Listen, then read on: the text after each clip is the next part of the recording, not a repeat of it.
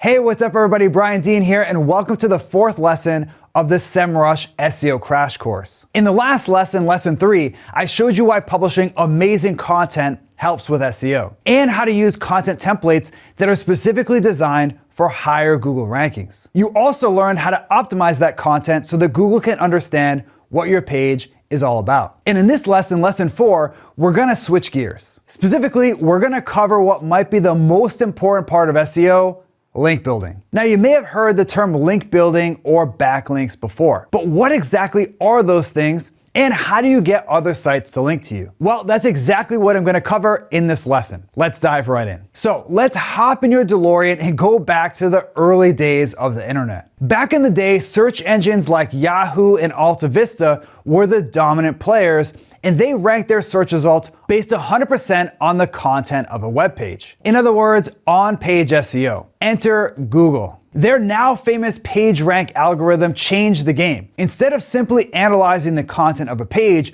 Google also looked at how many people linked to that page. Each link was basically a vote for that page. And the more votes a page had, the higher it would rank. And they were right. Nearly 20 years later, links are still the best way to determine the quality of a web page. That's why backlinks remain Google's go-to ranking signal. Since then, Google has made countless changes to their algorithm, and they tend to now focus more on link quality instead of just link quantity. But what does a quality link actually mean? In other words, what types of links actually push your site to the top of Google? Well, as it turns out, quality links have 3 features that make them much more powerful than random links. The first feature is the authority of the page and website that's linking to you. Links from authoritative pages and websites pass more authority to your site, which tells Google that your site is now an authority too. For example, getting a link from the Wall Street Journal is gonna send much more authority to your site than a random person's blog. You can easily see how authoritative a site is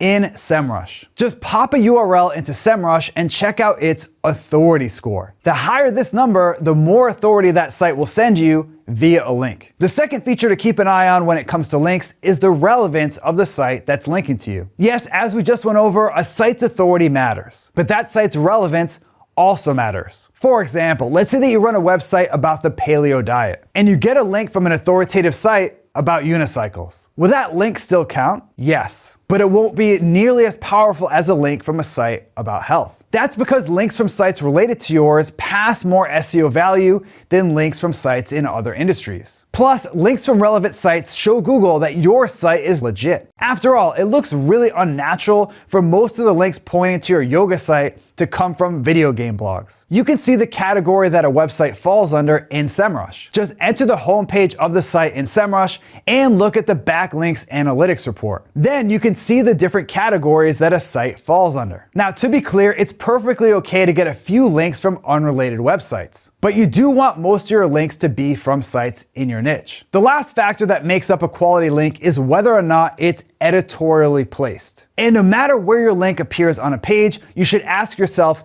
was this link editorially placed? In other words, did someone link to you because they thought your site was awesome? If so, that's an editorial link. Or did you create a profile on a random site and drop a link to your site?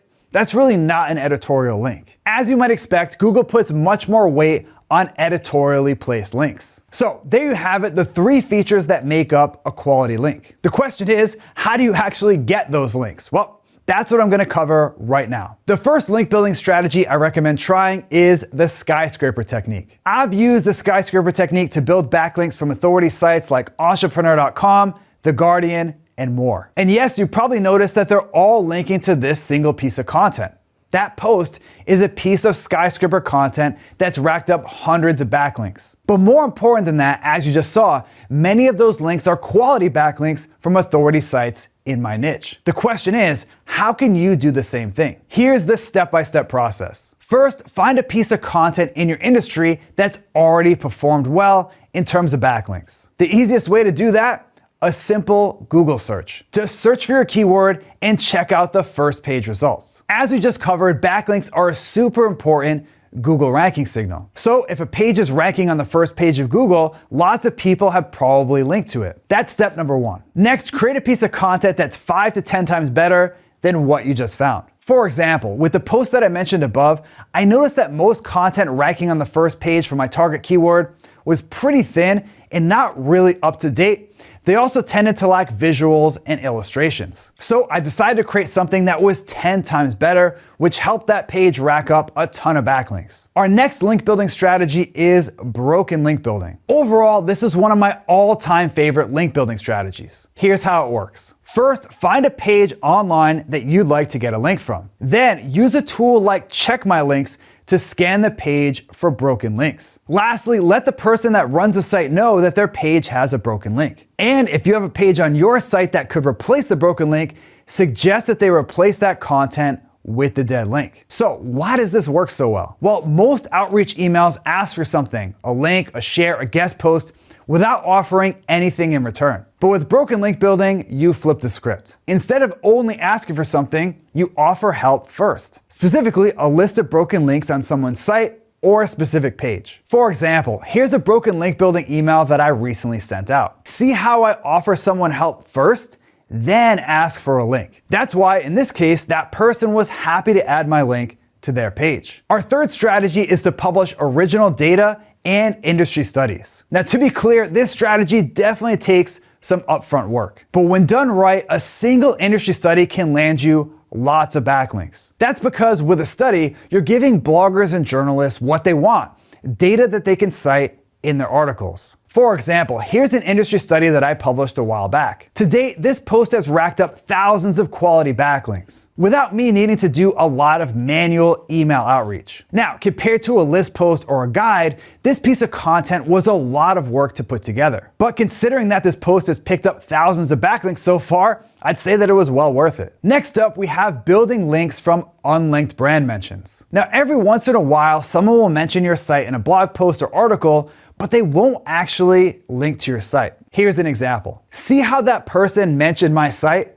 but didn't link to me? That's called an unlinked brand mention. And these mentions are relatively easy to get backlinks from. Why? Well, the author of the post already mentioned you, which means that they like you. So you just need to send them a short, friendly email like this. Our last strategy is competitor analysis. Here's the deal. The strategies that I just outlined work in pretty much any niche. That said, every industry has its own wrinkles, which means that certain content types, topics, and link opportunities can sometimes work 10 times better in one niche versus another, which is why analyzing your competitor's backlinks is key. To do this, pop a competitor into SEMrush. Then hit Backlink Analytics. This will show you all of the backlinks pointing to that domain. Next, scan the first few pages of links and keep an eye out for any patterns that crop up. For example, let's say that you run a health and fitness blog, and one of your competitors is Nerd Fitness. Well, when you check out that site's link profile in SEMrush, you'll notice that a lot of their links come from health-related podcasts. So what can you do with this information? First, it gives you an idea of what approaches tend to work best in your niche. That way, you can double down on it. But you can also use this as a nice list of places that you can go to get links directly. Now, obviously, you'll need to reach out to the people that run those podcasts and pitch yourself as a guest, which takes work, but at least you know where to start. How about another example? When you analyze the link profile of this site in SEMrush, you can see that a good chunk of their backlinks, especially authority links, come from industry studies, specifically surveys, which again gives you a specific approach to start on right away. An approach that's already proven to work in your niche, which eliminates a lot of the guesswork. Okay, so once you have your content ready, what's next? Email outreach. Now first, let me get this out of the way. You've probably received your fair share of bad outreach emails before. In fact, all of the bad outreach emails that are floating around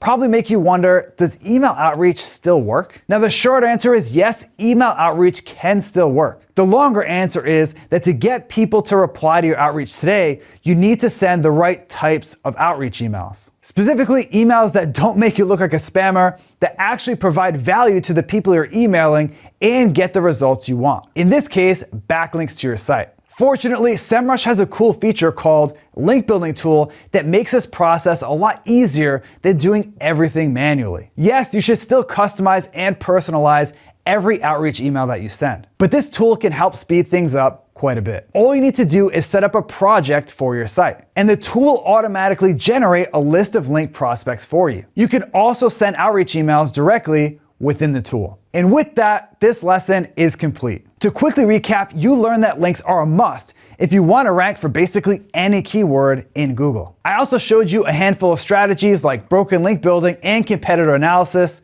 to get started. Looking ahead to the next lesson, lesson 5, we're gonna dive into tracking your SEO results. In other words, now that you're putting all of these on-page SEO and link building strategies into practice, how do you keep track of what's working and what's not really making a dent? Well, that's where SEO tracking comes into play, and I'll see you in the next lesson.